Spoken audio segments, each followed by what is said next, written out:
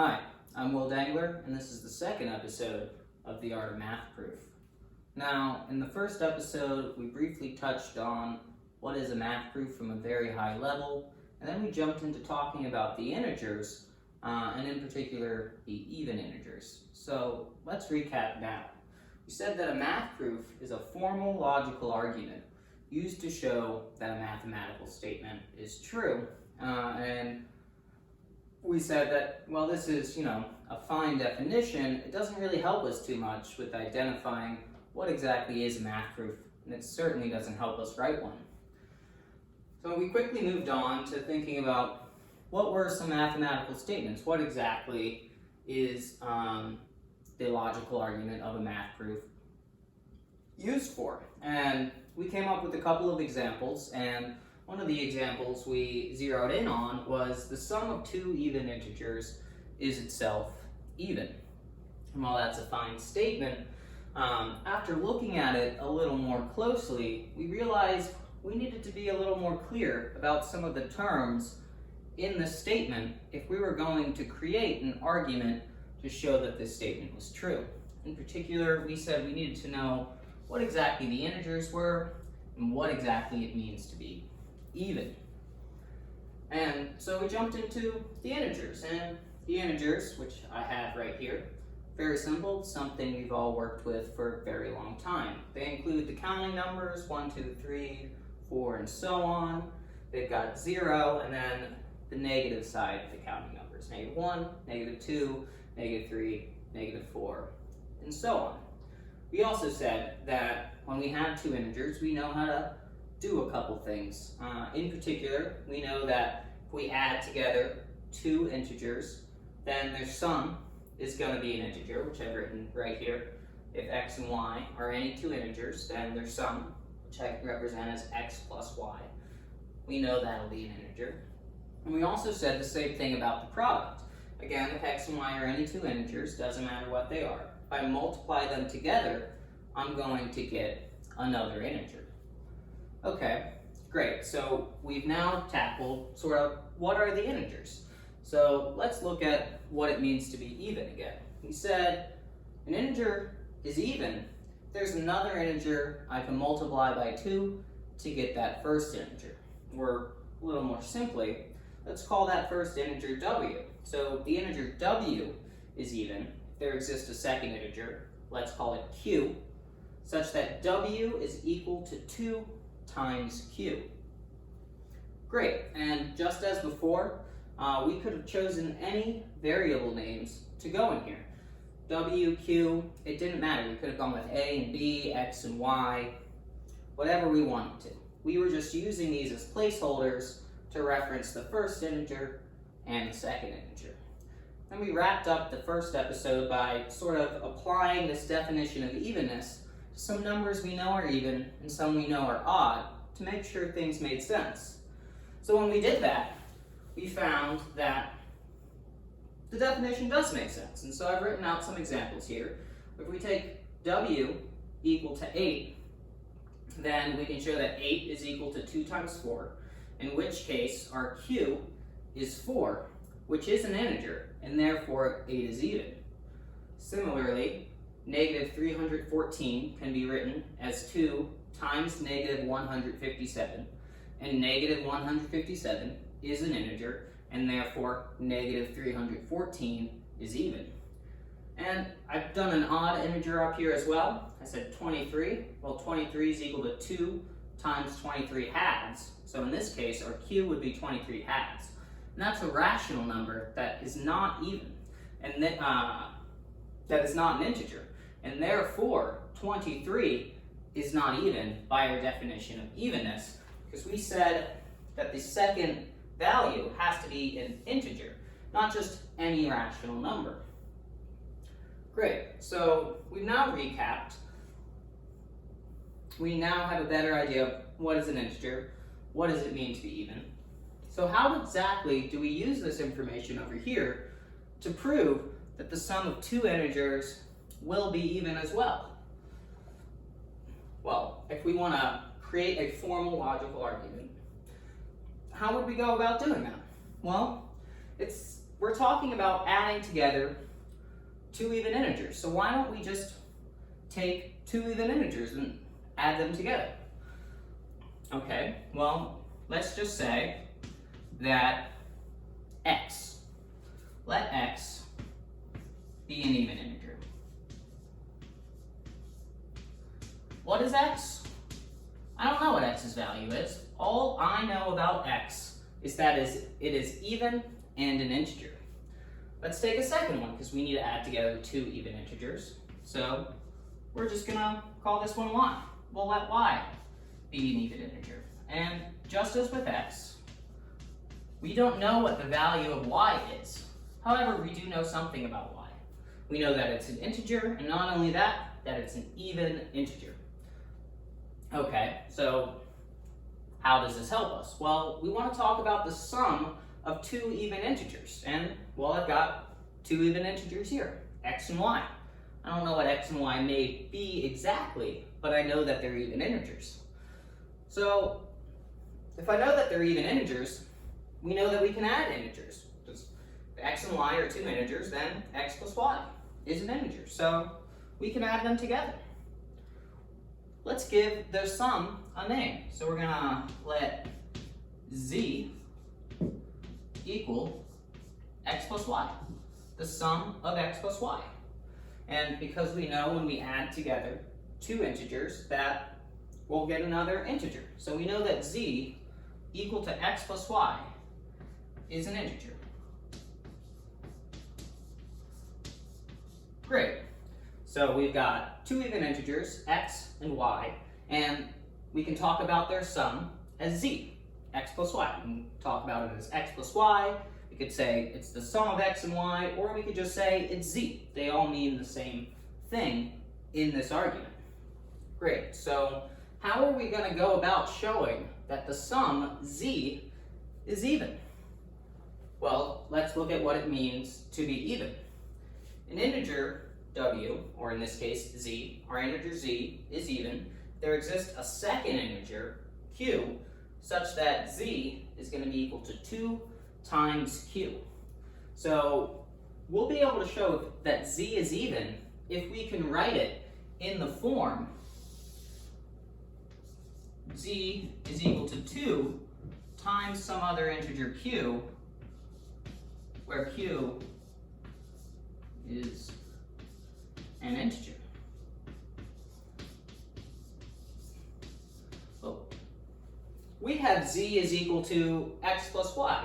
There's no way to get a 2 from this, or at least it doesn't seem to be at first. But we actually know a little bit more about z than we've let on so far. Because, well, we know about x and y. Z is the sum of x and y. And so far, we've only used the fact that x is an integer and y is an integer to assert that their sum is going to be an integer. We have yet to address the fact that x is even and that y is even. But x is even and y is even. So we know a little bit more about both of these integers. We may not know what their values are, but we do know something about them. We know that they're even, and anything that is even, we know that there must be a second integer that we can multiply by 2 to get the first integer. So what does that mean in terms of x? Well, if x is even, there exists a second integer that I can multiply by 2 to get x. So let's give that integer a name. We can write x is equal to 2, and we're going to go with a, where a is an integer.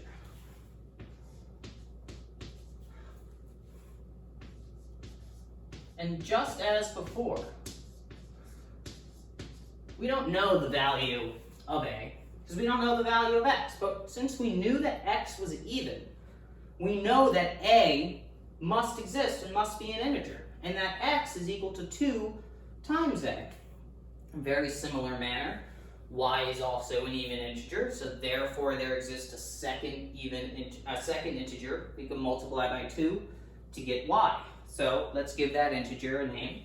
We can say that y is equal to 2, and we'll call this one b, where b is an integer. Oh. B is an integer. Okay, so maybe this doesn't seem too useful to you at this point in time, but we have gathered some more information from our original z is equal to x plus y. We've now got x is equal to 2a, y is equal to 2b, both a and b are integers. And we have our sum, which is equal to x plus y, is also an integer. But we can do a little bit more here. Well, we know that x is equal to 2a, so I can substitute 2a for x wherever I see it in an equation. So let's do that. We've got z is equal to x plus y. We're going to substitute out the x for 2a to get that z is equal to 2a plus y. So let's do that now. So we get z, which is equal to x plus y. Substitute out the x. We'll get 2a plus y. And then let's do the same thing with y, because y is equal to 2b, so we can substitute it into equations wherever y is equal, wherever y is. And so we get z, which is x plus y. Substituting the x, we get 2a plus y. Substituting the y, we're going to get 2a plus 2b.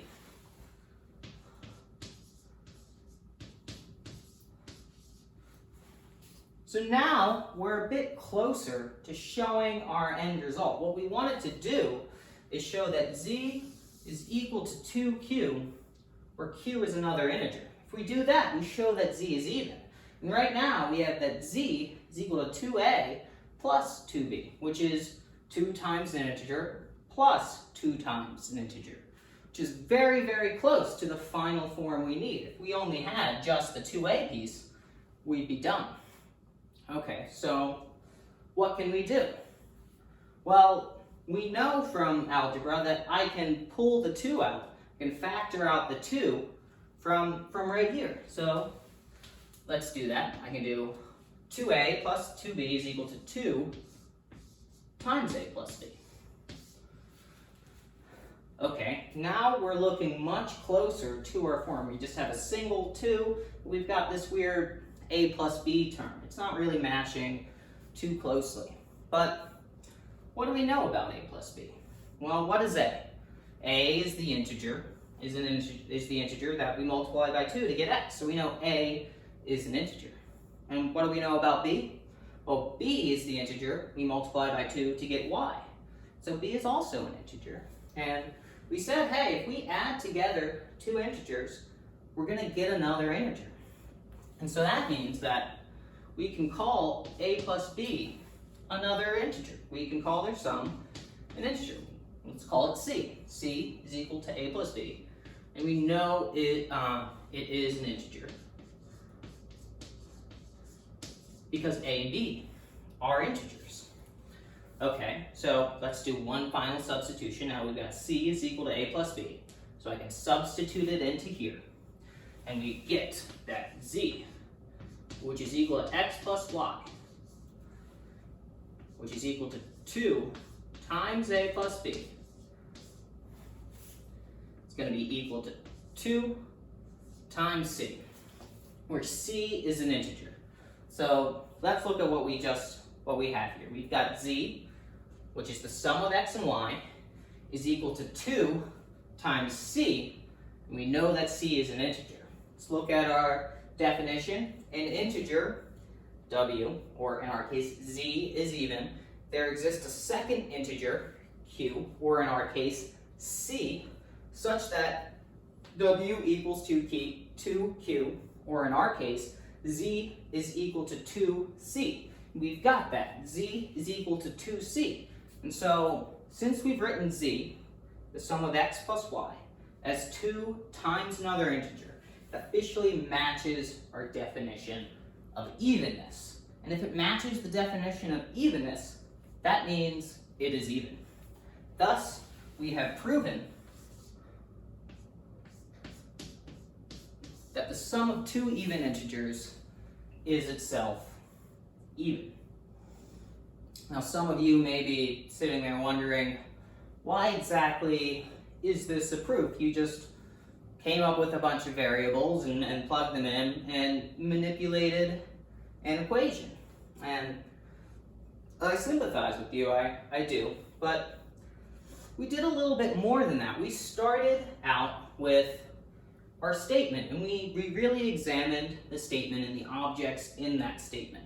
We said that this statement is talking about two even integers. So we were like, okay, well, if we're going to talk about two even integers, I might as well name them. We're going to give the first one the name x and the second one the name y. So now, just like the statement, we're talking about two even integers. And in the statement, we said that the sum of these two even integers should be even. And so we were like, okay, well, if we're going to be talking about the sum of these two even integers, let's give it a name. We'll give it the name z. So in this piece, we simply just stated, or restated, what was up in this first part of our mathematical statement. Okay, so what did we do next? We actually really haven't solved for much here. Well, we said, hey, now that we have a name for z and we can talk about it, we have a name for the sum of these two even integers, we stopped and we said, okay, well, if we're talking about the sum of two even integers, what exactly did we want to show? Well, we said that we wanted to show that the sum is even. And so, since z is the sum, we said, well, what does it mean for z to be even? Well, we looked at our definition of evenness. We replaced w for z. We said, hey, an integer, z, is even if there exists a second integer, q, such that w, or z, is equal to 2q.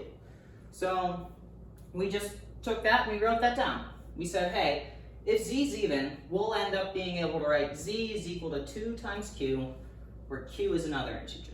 And that would mean that z, the sum of our two even integers, is even. So far we've been talking in a way that could apply to any even integers and to the sum of those two integers. We haven't limited ourselves in any way by going into any specific example.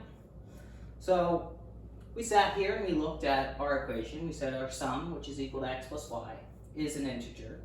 And then we were like, well, we've used the fact that x and y are integers, but we've kind of left out the part that x and y are both even integers. And so we said, what does it mean for x to be even? What exactly does that mean? So again, we came to our definition. We said, well, x is even if there's another integer we can multiply by 2 to get x. And so we named that integer. We said, hey, x is even, so we know that this other integer exists. We don't know the value of x, so we don't know the value of this other integer, but we know it exists, and that it exists in this relation to x. It exists in the relation of being twice the value of x. And we gave it the name a. Okay, we did the exact same thing for y, because y is just another even integer. For all we know, y is equal to x. Y could be a different integer to x. We don't know anything about y other than it's even. But because we know it's even, we know that another integer b has to exist. And that integer b is equal to twice the value of y. So using this information, we were able to pull together, based off our definition of evenness and the objects we have so far, we were able to look at our equation of z equals x plus y again, and then do some substitution. Well, we said x is equal to 2a, so I can replace it in our equation z equals x plus y. And we did, and we got, well, z, which is equal to x plus y, it's also equal to 2a plus y, because x is equal to 2a. Same spirit, we were like, well, y is equal to 2b. And so I can substitute 2b for y in equations. And so we did that. So we get 2a plus y is equal to 2a plus 2b. And then we factored out the 2, and we end up with 2 times a plus b, where z, which is x plus y, our sum of two even integers, is equal to 2 times the sum of the integer a plus b. Well, then we noted that since a and b are integers, that their sum is an integer. And so we gave that sum a name, we called it c, and we remarked that, hey, c is an integer. So now we have z, which is our sum of two even integers, x and y, is equal to 2 times a plus b. And a plus b, we called that c, so we get is equal to 2 times c. So now we've written z, our sum of two even integers, is equal to 2 times c, where c is an integer. And we said that z would be even if we could write it as 2 times another integer. Well, we did that. We may have called it q up here, but that was just a placeholder.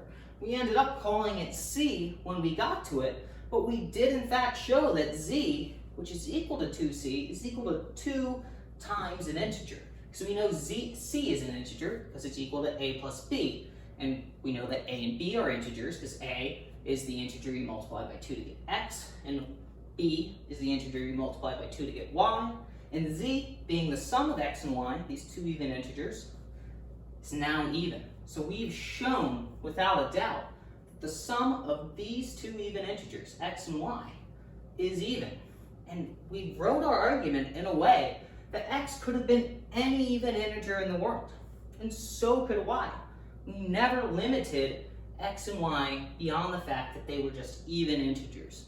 And using the fact that they were just even integers, we could show that z, their sum, also had to be even. So, we've now proven this statement. Some of you may be a little skeptical on why this is a proof, and that's okay. We're going to keep proving things, and it'll get more clear over time. As I said in the first episode, this is really about building your intuition.